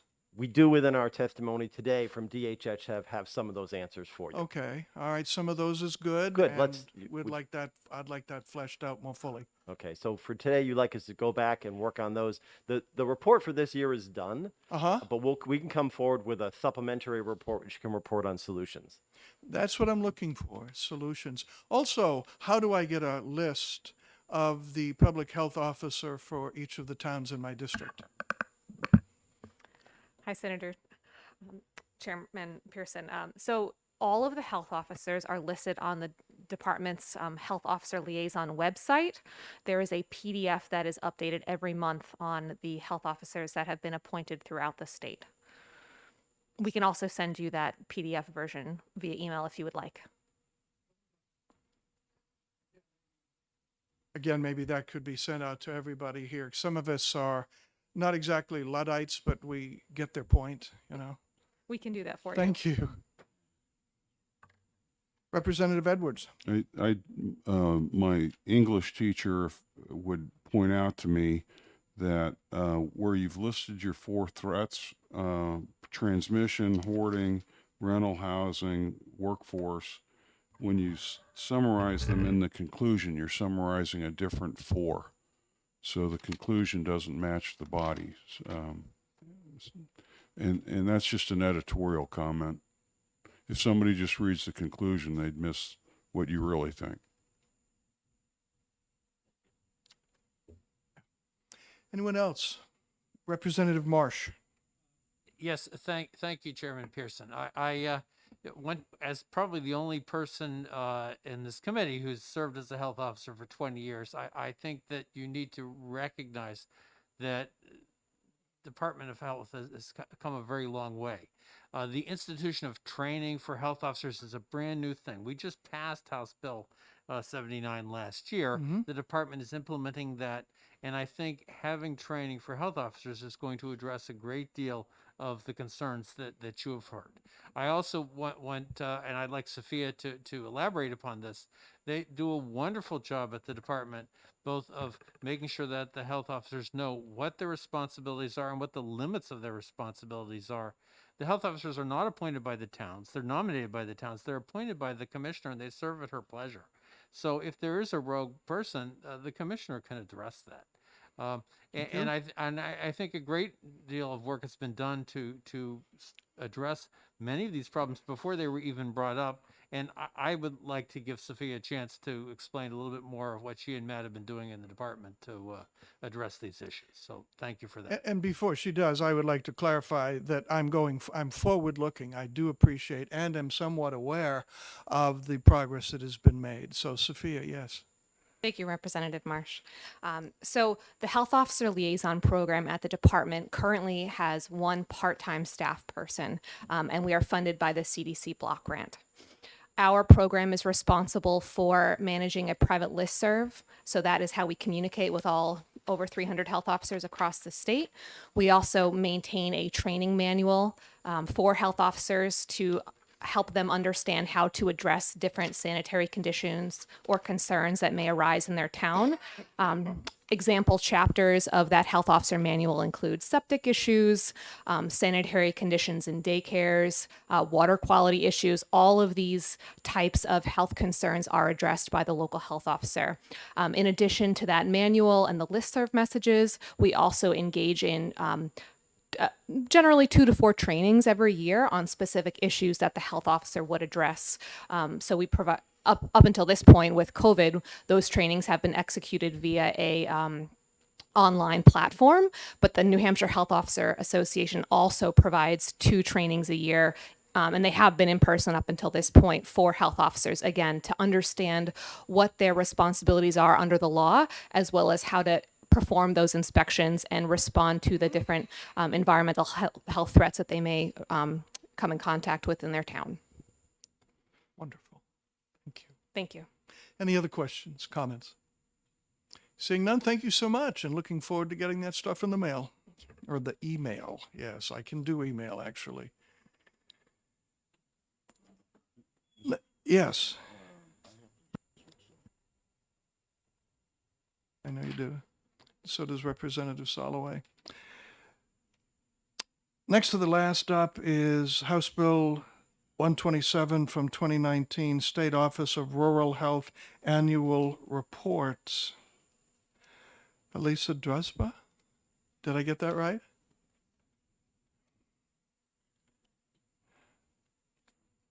You can make this.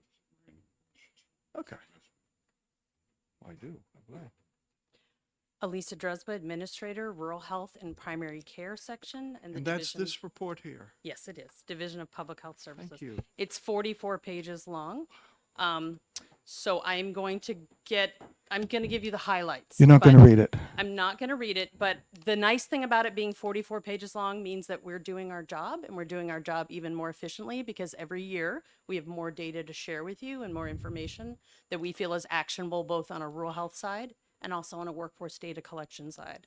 Just statutorily, they mushed those together, so we cover both of those items under one report. So all of the measures in our report are focused on assessing access, delivery, and utilization of primary care specifically. And we also have some demographic data that highlights population risk factors that are associated with access to primary care. All of the health status indicators in the report are the ones where there was a statistical difference between rural and non-rural New Hampshire as a highlight. That full list is in Appendix A of the report. A lot of the visualizations that are now available in the report came from upgrades to the DHH data dashboard. There is a rurality filter now available where the data is applicable, and it has a color-coded significance that immediately tells you if rural or non-rural is statistically different for that outcome indicator. And also there are numbers on a chart that drill down by public health region to show if there are any outliers by public health region for both the rural and non-rural status. So I'm gonna breeze. Rural residents more likely to be older, disabled, low income, uninsured, and veterans than non-rural residents. This is consistent year to year as far as population factors. The rates were highest in the North Country for all of these measures, with the exception of senior age and percentage of uninsured, in which Carroll County rates were the highest. The rate of non-fluent English speakers is twice as high in non-rural New Hampshire than in rural. Moving on to barriers of care, we show geographic disparities when we look at travel. So what we do is we look at the percentage of visits that people took that took them over 30 minutes to access primary care, as well as their median travel distance, and also whether or not they indicate that they have a personal doctor or healthcare provider.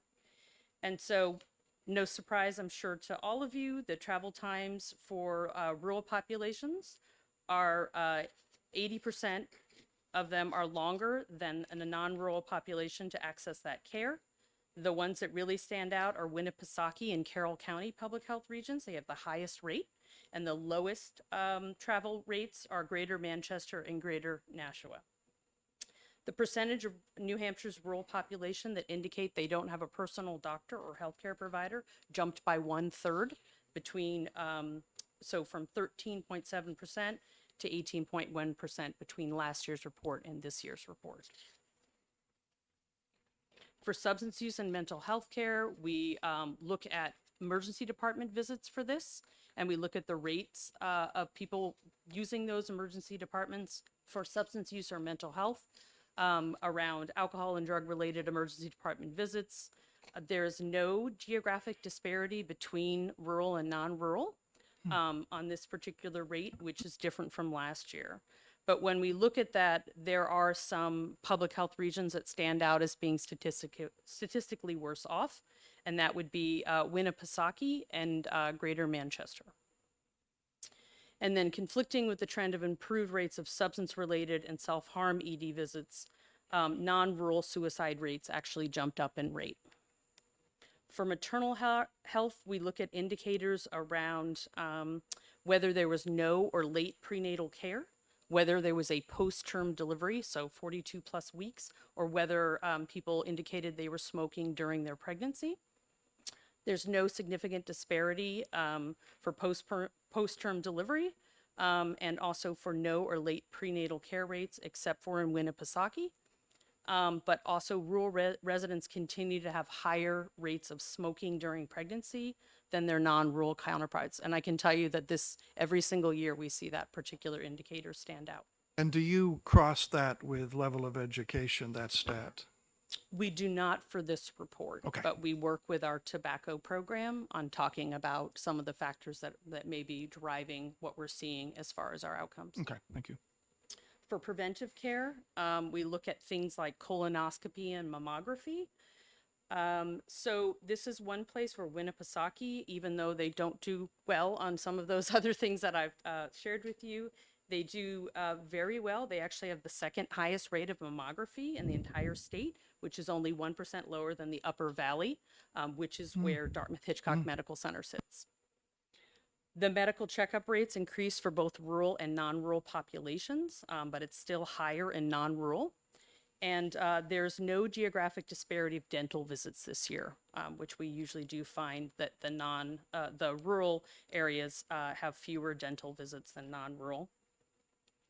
But that is because the non-rural residents are actually reporting more that they don't visit the dentist. So it's evening out, but not in a good way, not in an increased access way.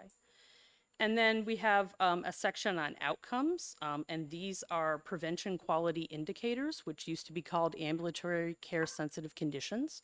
So they would be reasons that people would visit an emergency department where the condition could have been managed in primary care, but became a medical emergency. And so we do look at those, and we have consistently found that the chronic disease composite and the overall composite for these PQIs was statistically higher in non-rural New Hampshire compared to rural. So in other words, non-rural residents were more likely to be admitted to the hospital for preventable medical complications than their rural counterparts. Why do you think that is? I don't know exactly. Okay. I think what that indicates is that they may be being managed perhaps more. So even though they're traveling greater distances and they may not have a personal doctor, the ones that do have that relationship and are doing that access are taking advantage of things like chronic disease care management models. Oh. And that's actually managing their conditions Okay. where they are not showing up in the rural emergency departments. For the late stage proportional rate of breast cancer in rural is significantly greater than in non-rural, suggesting a disparity in access and utilization of primary care between the geographic regions.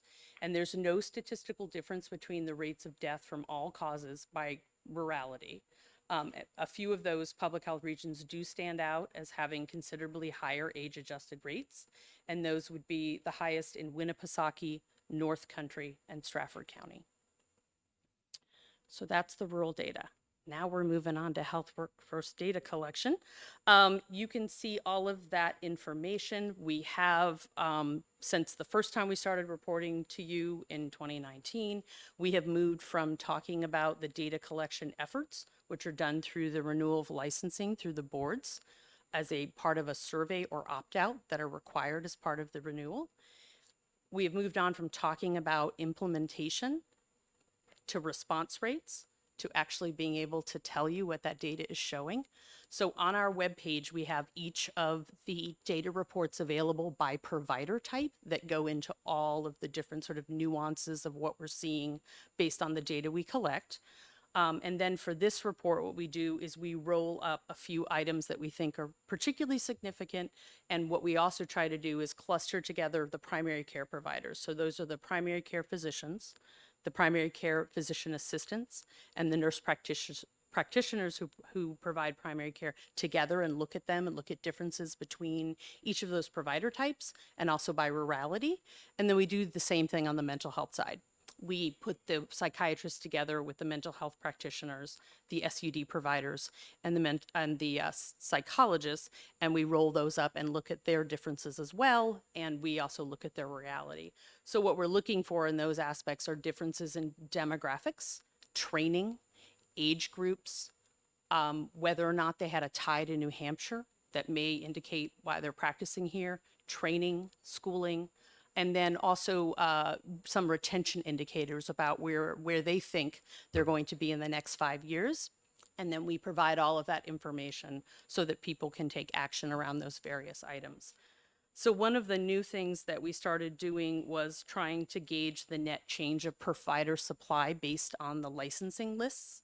And so in here is a chart that covers the number of license renewals that we've had each year as an indicator of whether or not our supply is going up or down. We're going to need to end this because I have one more group to come in. Sure. So it is all in there. I am happy to answer any questions. Like I said, we have all of our reports available as well. And if you have any particular areas of interest, we can definitely address those as well. I have one question. It has to do with the trends, rural to non-rural. I'm assuming that rural population is declining. Is that correct? That is correct. Is the rate of decline static, increasing, or lessening? That's a great question. I don't know that yet. So that would be based on the census data that's just becoming available, and that's not quite available to us in our dashboard. Okay. But it's definitely something that we can look into. It would be good. And second question is, with the better availability of telehealth medicine, are some of the rural parts of the state that present numbers higher not having a PCP, is that moderating? We do not have data from the pandemic yet. Okay. And actually, the way that we collect this is capacity. And in order to assess that, we would either need to wait for some sort of outcome issue or another data collection effort where people report access. Okay. But we can also look at that utilization through claims data. Mm-hmm. How often do your people just drive around and talk with doctors?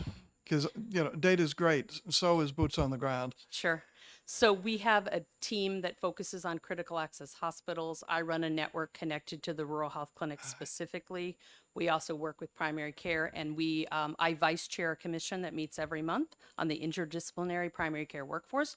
We've been meeting since 2008. We just met yesterday, and that is comprised of a number of different provider types as well as providers themselves, training, and other folks. And we just presented, actually, Danielle Hernandez from my office presented some reports yesterday as well. And we had a very robust conversation about making sure that we continue to find out what's happening on the ground from providers, because that really does help us shape our other workforce development programs. That's a wonderful intersection when eyes on the situation and data in the computer can intersect. It's my favorite thing to do, is to get out there. I like raising basset hounds. Any questions? Representative Nelson. Thank you, Mr. Chairman. Thank you for taking my question. I live in Carroll County, southern Carroll County, and we have several good hospitals and services over in Wolfboro. But a lot of my residents in our area go south to Stratford County. And quite frankly, people are annoyed there because where they go, they've closed a clinic that they had in Carroll County. The doctors have lost, I think it's like 18 doctors have left, and it's all because of new ownership and how they're being treated. And so when you look at your statistics, the people in my region who use those services, either they've given up and they don't go as often. Hopefully they've gone over to Wolfboro where they do a great job, but they're very upset.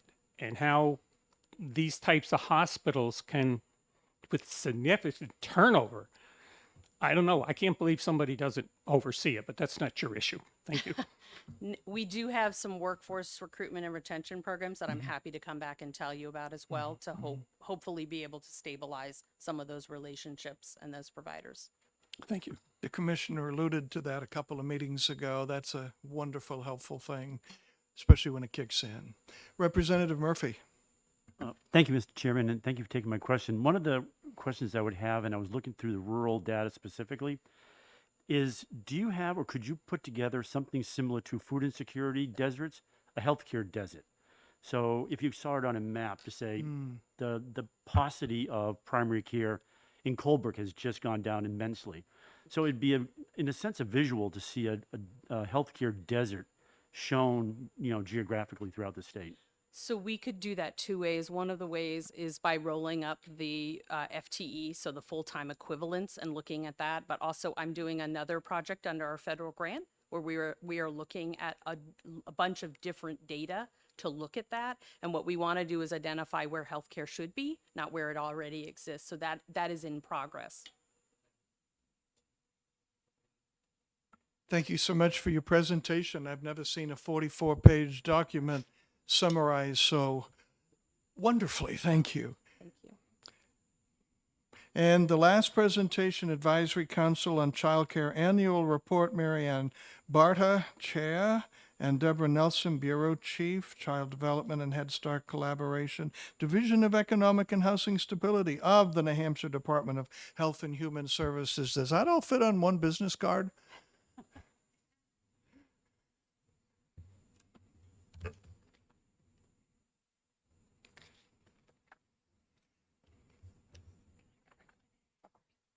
Mr. Chairman, I just want to let you know that I am Diane Chase. I'm the Assistant Bureau Chief in the Bureau of Child Development, Diane Chase, Assistant Bureau Chief. Okay, and I'm here on behalf of Deborah Nelson. thank you. Hi, and I am Marianne Barter, and I can be very brief. The Child Care Advisory Council is made up of stakeholders and entirely volunteer child care providers who look to the lens of keeping childcare affordable and accessible in New Hampshire.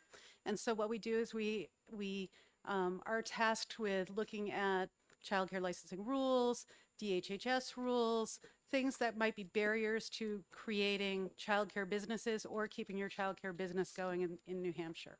We also want to make sure that all children can afford safe, affordable childcare, and that it's not just something that can be accessed by people with strong economic resources. So we've been very busy during the pandemic. I think that childcare is like a really great bridge, and you don't notice a really great bridge when you're driving over it until it crumbles, and that's sort of where we have been. And we've been very busy for the last couple of years trying to build the infrastructure of childcare in the state with our partners at DHHS. We are part of the B8 quadrant of the Council for Thriving Children. We're part of the workforce development groups. We had a subcommittee that looked at childcare licensing regulations, and we've had countless meetings. Every other week, we meet with over 100 stakeholders and childcare providers to find out what is happening in the field. Ultimately, the field is in trouble. Childcare in New Hampshire is in trouble. Programs have closed since the beginning of the pandemic, and more than that, rooms have closed. So you may have your neighborhood childcare facility that is still open and operating, but it has half the capacity that it used to in the past, really because of workforce. And we've had several other groups present today about their workforce shortages. And I guess my plea would be that if we can solve the childcare workforce shortage, we're going to solve an awful lot of those workforce shortages too. So we really need help with infrastructure, but we also need immediate help to retain our workforce and to recruit others to our workforce. And I'm happy to take any questions.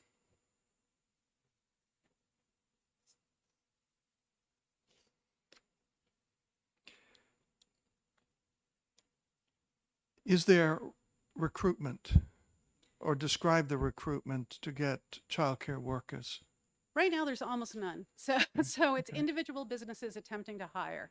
We are working with our DHH partners to create a flow into the field, which used to be the high school CTE programs.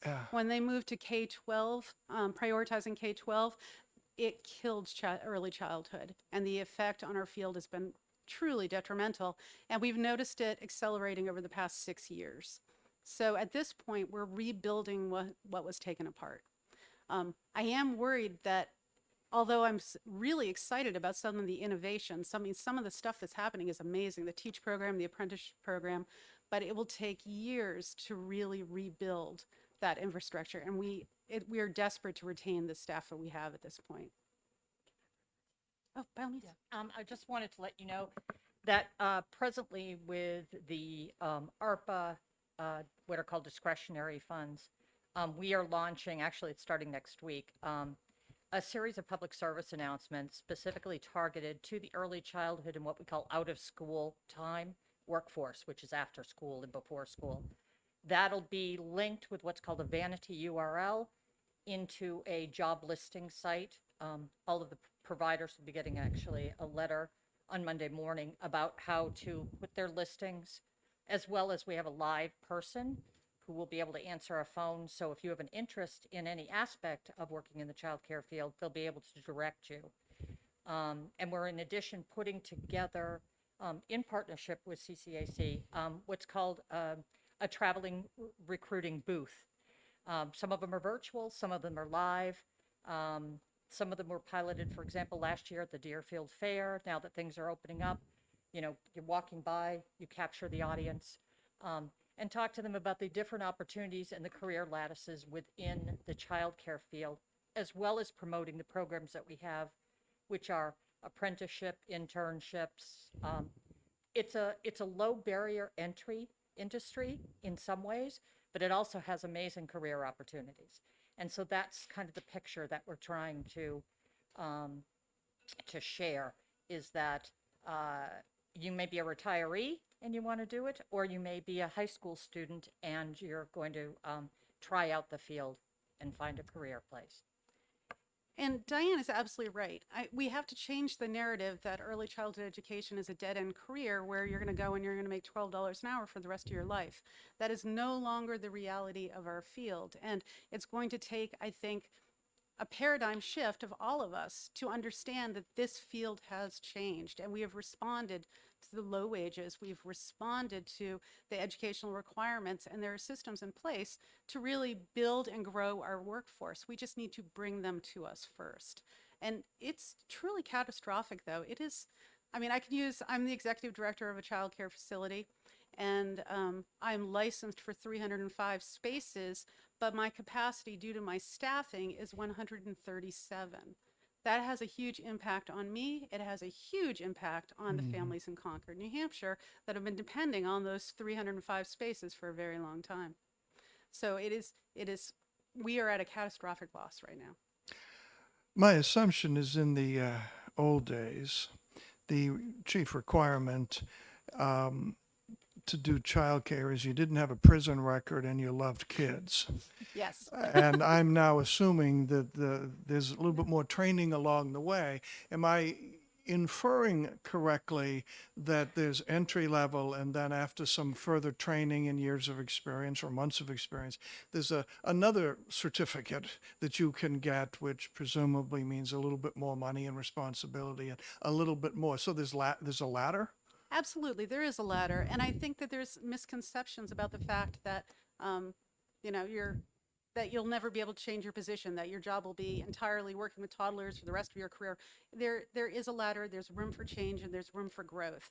I think that the future of early childhood education is astounding. There's attention on this on the federal level there's never been before. I'm very worried about the next year. The next year is what I'm worried about, because as we continue to lose people, we cannot replace them. If it takes 8 months to replace a preschool teacher, and you know that you are not replacing them with nearly as good a preschool teacher as left, those are potentially 12 to 24 families that have been impacted by that loss for an extended period of time.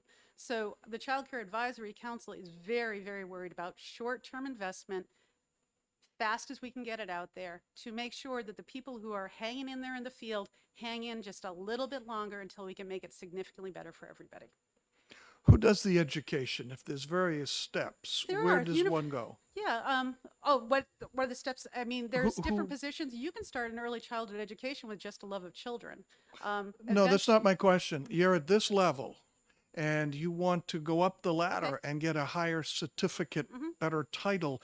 Who teaches you to do that? NHTI or any of the community college colleges. systems or the university system. Okay.